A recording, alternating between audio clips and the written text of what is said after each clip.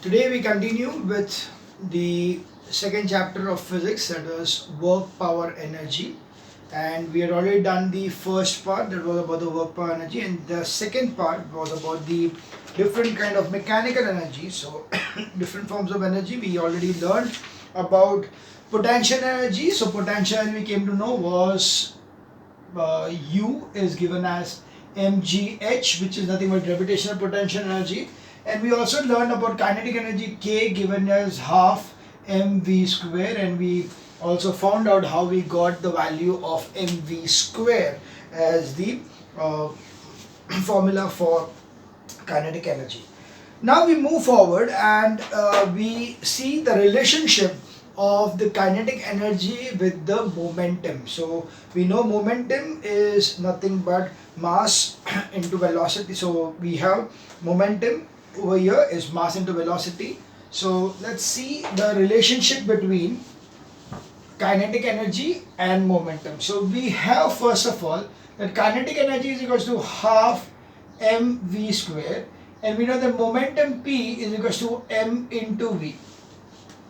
So accordingly, if I am replacing the value of your mv as p, I can say k is equals to 1 upon 2, m will not be there, so it is p into v, right? So p into v will be the thing over here, or else we can say we want, one sec, we can say that substitute value of v over here, if I substitute the value of v over here, so v will be equal to p upon m. Accordingly, my k will be equal to half into m into p square upon m square.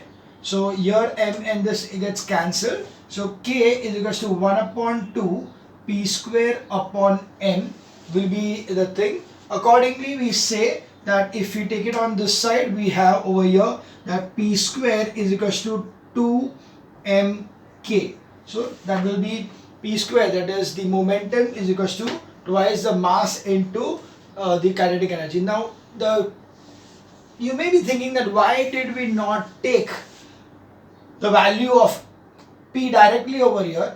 The reason is that whenever any particular motion takes place, or any particular like we see kinetic energy taking place, so we see that during the process of the production of kinetic energy, or when the kinetic energy is produced, the mass is something which is not going to change at all. So here mass is not going to change, but the velocity keeps on varying. And because velocity keeps on varying, that's why what we are trying to do is that we try removing the factor of velocity over here, so that we are having only momentum and the mass in this particular case. So that's why we have the relationship of the kinetic energy to potential, kinetic energy to momentum as momentum, or we can say that momentum is equals to square root of 2mk. Okay, or we can also say that k is equals to p square upon 2m. So these are the two things what you can see, which can be the kind of the values what you can have about the relationship between the momentum and the kinetic energy. So momentum and kinetic energy will be related in such a way that momentum is equals to square root of 2 into mass into kinetic energy, whereas the kinetic energy will be given as square of the momentum upon 2 into mass. So this is the relationship between kinetic energy and momentum. So if you see this particular kind of equation over here, so when I see this equation, so the equation is k is equals to p square upon 2m. Now let's consider certain things over here, that for example, if I have got two bodies of different nature, like for example, let's consider the first case is that one is a lighter body and another is a heavier body. So we have over here k. So we say over here that A is light body.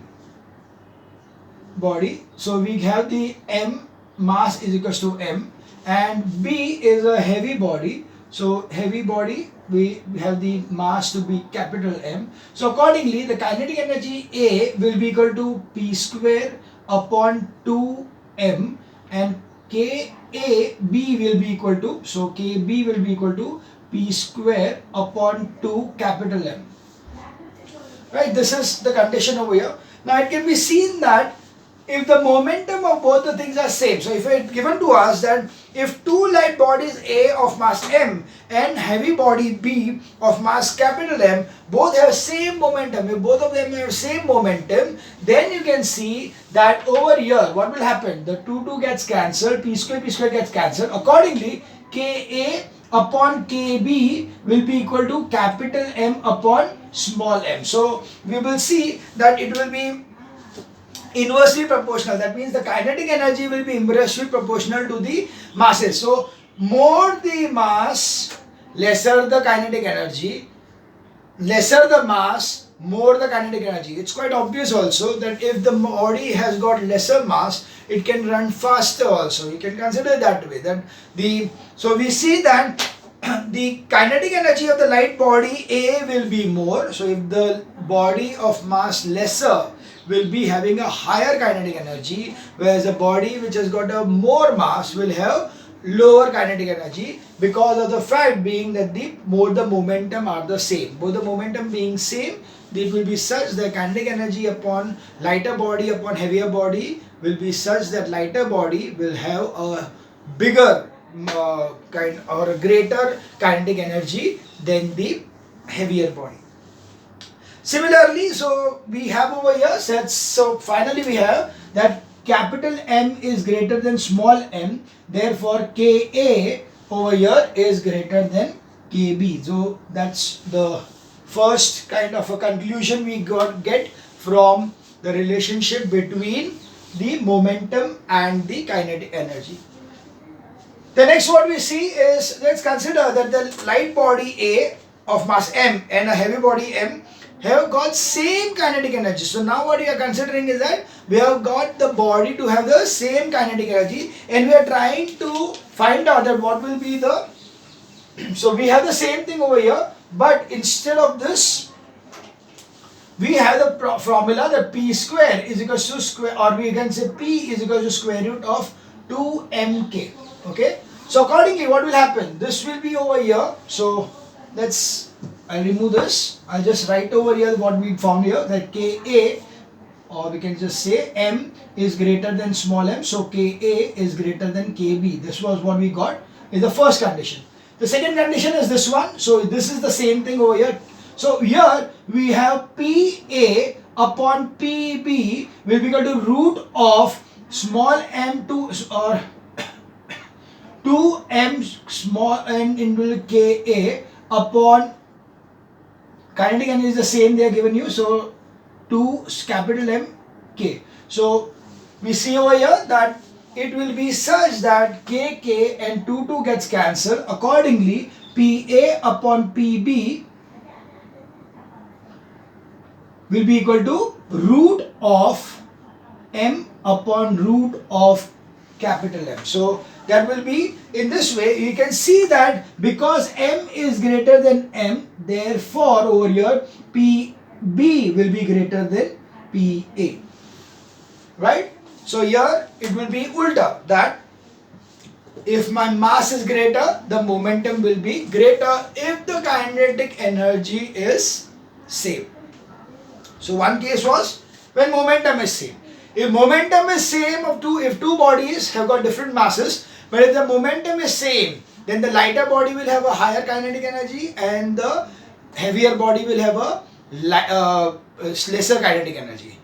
If the two bodies are, one is lighter and one is heavier, and if it is given that the kinetic energy of both these objects are same, in that case the momentum will depend upon the square root of their masses. So accordingly what will happen, the momentum of the lighter body will be lesser and momentum of a heavier body will be greater. So this is about the relationship between the momentum and kinetic energy. Now we move on to the next part of the thing, and that is work energy theorem. Okay, so we have the next one as the work energy theorem. So we can see that when a force is applied in the direction of motion of the body, it accelerates the motion, right? And thus there is an increase in the kinetic energy. So what does we understand? That when we are applying some force, that force is going to change the motion of the body. The change in the motion of the body produces the kinetic energy in the body. So accordingly, we can say that force has increased the kinetic energy of the body. So as we see that this increase in the kinetic energy, what is there, is equal to the work done by the force on the body. Okay, let's go through this once again. When force is applied in the direction of the motion of body, it accelerates the motion and thus increases the kinetic energy. Right? I apply a force on a body. That force which is applied on the body will make the body move faster. Okay, it will make the body move with more kinetic energy. So that increases, that accelerates the motion and increases the kinetic energy. Right? Now this increase in the kinetic energy was due to what? The force applied. Right? And what did it do? It made the work done. Okay, it increased the work done. So we see that this increase in kinetic energy is equal to the work done by the force. The increase in the kinetic energy is nothing but the work done by the force. So that particular principle is the work energy theorem. So it states that according to the work energy theorem, the work done by a force on a moving body is equal to the increase in the kinetic energy of the body. Okay, work done by the force on the body is equal to the increase in the kinetic energy of the body. That is the work energy theorem. So let's understand it in a mathematical form. So we have over here that work is equal to force into displacement, and we have over here about the velocities that v square is equal to u square plus 2as. Now I can find out the value of s. This s I can find out in terms of this. So we have over here s or 2as is equal to v square minus u square, or s is equal to v square minus u square upon 2a. Right? Now let's put this area of s in this particular equation. So w is equal to f into v square minus u square upon 2a. Now what is force? Force is nothing but mass into acceleration. So we have got w is equal to, f is equal to m into a. Right? We have f is equal to mass into acceleration. So let's put that. The w is equal to mass into acceleration into v square minus u square upon 2a. This a and this a gets cancelled. So what happened? Now this is something like this, that it is half m v square minus u square. So it is nothing but half m v square minus half m u square. So what is w? Work done is the final kinetic energy minus initial kinetic energy, because this is u. The kinetic energy is going to change upon depending upon the velocity, because mass is going to remain the same. So final kinetic energy will be half mv square. Initial kinetic energy will be half mu square. You know very well, v is the final velocity, u is the initial velocity. So accordingly what happens? This is nothing but w is equal to change in kinetic energy. So work done is equal to change in kinetic energy. Did you understand this? This is kinetic energy final. This is kinetic energy initial, Ke. We can consider this as Ke final, and this is Ke initial. So Ke final minus Ke initial will be equal to what? Change in kinetic energy. So what is that thing? That is nothing but the work done. So what did we say? That force produced some work. And how much work was done? Equal to the difference in the kinetic energy. That's the work energy theorem. What's the work energy theorem? That work done by a force, work done by a force is equal to, the work done by the force is equal to the change in kinetic energy of the body. Whatever change in kinetic energy is there in the body, that is the work done by the force F over here. So that is how we say that work done is equals to increase in kinetic energy. You can be say of course increase only because normally when the force is being applied, it will always tend to increase something. Now, of course, if it is in the opposite direction, then retardation is there. We will not talk about that because there is no need to get confused over here because it's just a force which is a retarding force which will be opposite thing. So that's why we'll not consider it. But anyway, here important part is that work is equals to change in kinetic energy or increase in kinetic energy. So that was about the, so first we saw about the moment and kinetic energy ka, momentum and kinetic energy ka relationship, and the second what we saw, so this was the momentum to kinetic energy differentiation, the relationship, and the next one was the work energy theorem where the work done is equals to change in or increase in kinetic energy. Talking about the kinetic energy, we can say the kinetic energy is of different types. Kyun? Because kinetic energy is related to motion. If motion are of different types, automatically kinetic energy will be also of different types. So जितने अलग अलग type के motions उतने अलग अलग type का kinetic energy. So depending upon the kind of motion which is going to be formed, or depending upon the kind of motion which is going to be taking place, there will be difference in the kind of kinetic energy. So accordingly we have the three types of kinetic energy. The kinetic energy can be stated as three different types. The first one is transitional. So it is translational. So it is translatory or translational motion wala.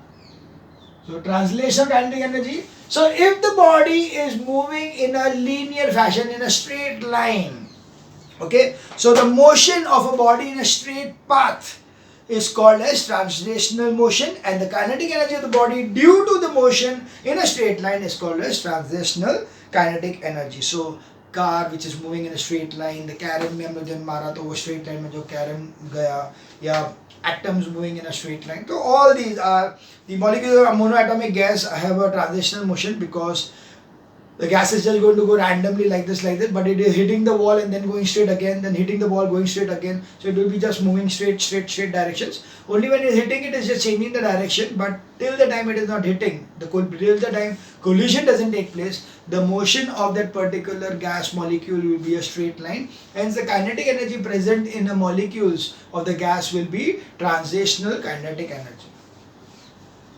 The next one is rotational kinetic energy. The second one is rotational. So now we know that if the body is moving in a rotational manner, it is having a kind of moving in a circular motion, a uniform circular motion or non-uniform circular motion. So when it is rotating around about its axis, okay, so if a body rotates about an axis, the motion is called the rotational motion. And the kinetic energy of the body due to the rotational motion is called as the rotational kinetic and motion, rotational kinetic energy, or simply rotational energy. So that is rotational kinetic energy, which is like the spinning of the top, rotation of the fans.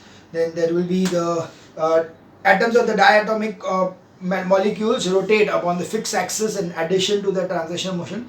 So the atoms are going to move round and round over there. So that particular motion which is there. So all these contain rotational, or we can say as motion. So in fact, in case of atom, as they said that atom has got both of atom of a gas. If it is a diatomic molecule, then it has got both kind of motion. One is a rotational motion between the two atoms round and round. Another one is a translational motion which is going straight down one from one end to another end. So both kinds of translational as well as rotational kind of motion is available in case of molecules of gases. Finally is the vibrational energy. So this one is the vibrational energy. So when it is a to and fro motion, so it will be vibrational kinetic energy. So if the body moves to and fro about a mean position, the motion is called a vibrational motion, and the kinetic energy possessed by the body is called as vibrational kinetic energy or vibrational energy. Like a wire clamped at both ends is stuck. So अगर समझो एक wire लिया, we are stretching it and then we are hitting it like this, जैसे guitar का wire, so it vibrates. So the vibration of the wire is nothing but vibrational kinetic energy. Or else we have something like a scale. Like for example, if I take a steel rule and then I put it like this, so this motion over here, this motion, this vibration of the motion is there going to be, if one end is of a steel strip is free to rotate and one is fixed, then the free part will have a vibrational energy.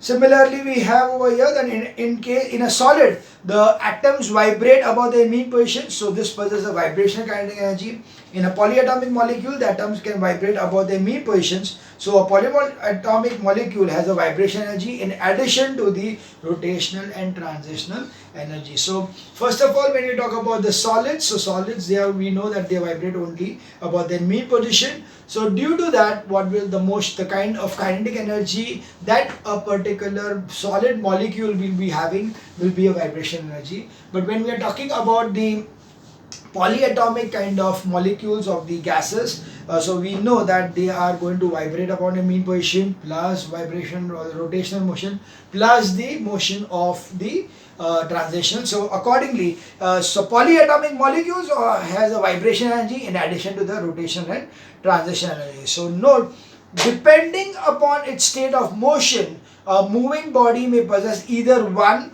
or more than one form of kinetic energy simultaneously. So a body can have multiple kinds of kinetic energy at the same time. So if depending upon what kind of motions are taking place at the same time, there will be different kind of kinetic energy present in it. For example, a rolling ball and a wheel of a running vehicle has both the transition and rotational energies simultaneously. The wheel rotates like this, but at the same time the car is moving in a straight line, so that is rotational as well as transitional.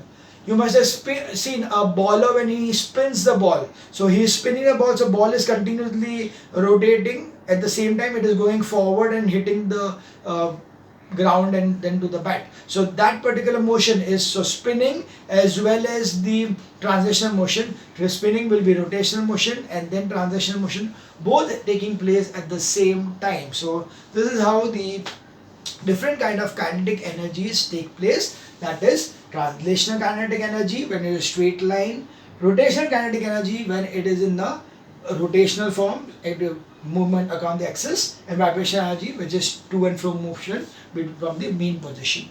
So we have here the differentiation between the potential kinetic energy. Potential energy, it is the energy possessed by a body due to the change position or change size or shape. Whereas a kinetic energy is the energy possessed by a body due to its state of motion. Potential energy, it is equal to the work done in bringing the body to its changed state, whereas kinetic energy is equal to the amount work done that moving body can do before coming to rest. So this is the difference, that potential energy is equal to the work done in bringing a body to its changed position. So if I am bringing it from here to here, that particular work done is nothing but the potential energy. Whereas in case equal to the moving, kinetic energy is equal to the work that the moving body can do before it comes to rest. So from here to here when it is coming, it is a kinetic energy. So potential energy from here to here, when I am making it go to a higher place so that it can fall down. So it is a change position. So work done to bring the change in the position, and the work done when it is coming back to its original position, or we can say when it can be coming to rest. So from motion it is coming to rest. That much amount of work done is nothing but the kinetic energy. Potential energy can change only into kinetic energy. Potential energy, there cannot be energy change from kinetic potential to any other form of energy other than kinetic energy. Whereas kinetic energy can be changed to any energy like heat, light or sound. So it can change into any form of energy, that is kinetic energy. Potential energy does not depend on the speed of the body. There is no dependency of the speed of the body with the potential energy, whereas kinetic energy depends on the speed of the body over here. So that is how we have the potential and kinetic energy differentiation. Now we can see that always potential energy, we saw over here that potential energy can be converted only into kinetic energy. So this conversion of potential into kinetic energy can be given in several examples over here. Like if I take a stone to a height, क्या किया मैंने? If I take this duster and going to do a height, so automatically what I have done is I have given this stone potential energy. So when this potential energy is going to be released, what will happen?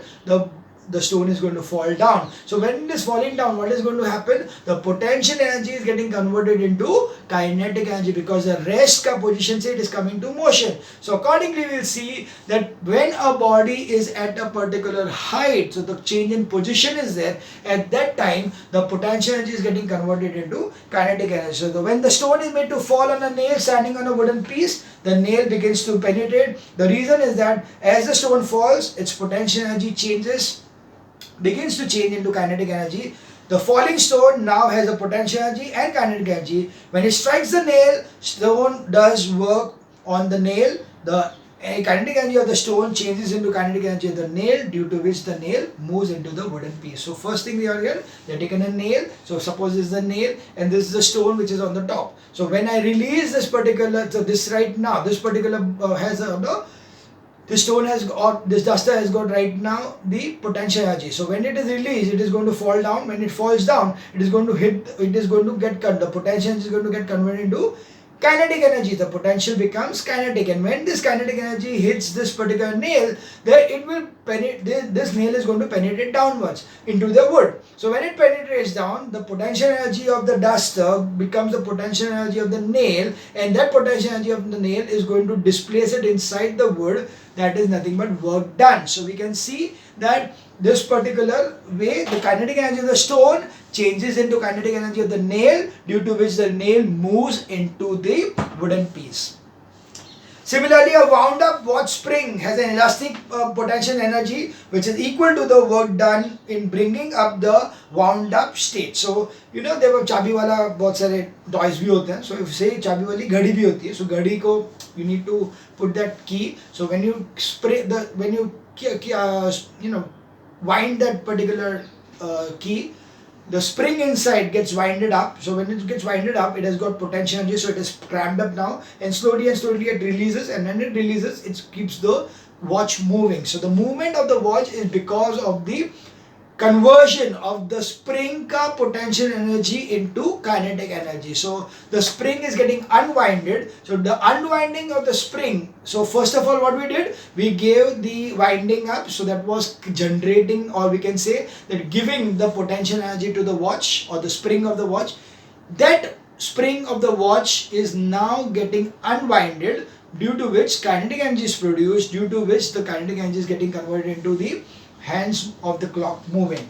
So as the spring unwinds itself, the potential energy stored in it changes into kinetic energy, which does work in moving the hands of the watch and changes into kinetic energy of the hands. Similarly, when the string of the bow is pulled, some work is done which is stored in the deformed state of the bow in the form of an elastic potential energy. So when you have taken bow and arrow, so the bow is going to be stretched. When you stretch that particular bow, what is going to happen? The bow will get deformed. The deformed kind of a bow will have potential energy. So when you release it, at that time it is going to try to come back to the original position. That's the elastic potential energy. So when that happens, the arrow is shot. So the potential energy of the bow is getting converted into kinetic energy of the bow, which is getting converted into kinetic energy of the arrow, and hence the arrow shoots straight. So on releasing the string to shoot an arrow, the potential energy of the bow changes into the kinetic energy of the arrow, which makes it move. So this is how the change position of the bow, because it was deformed, so that particular position change or configuration change of the bow gave rise to the kinetic energy to the arrow.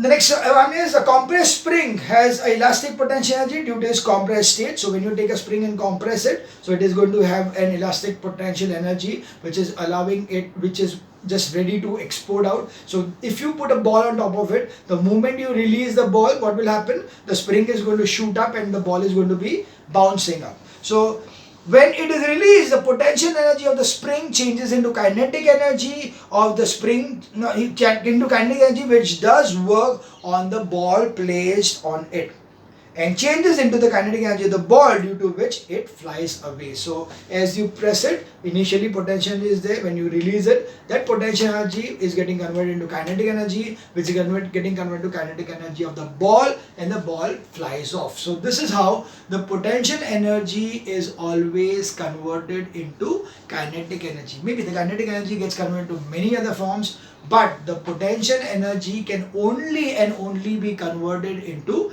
kinetic energy. So these were the examples of conversion of potential energy into kinetic energy. We now see the different forms of energy. So we'll take up in the next video.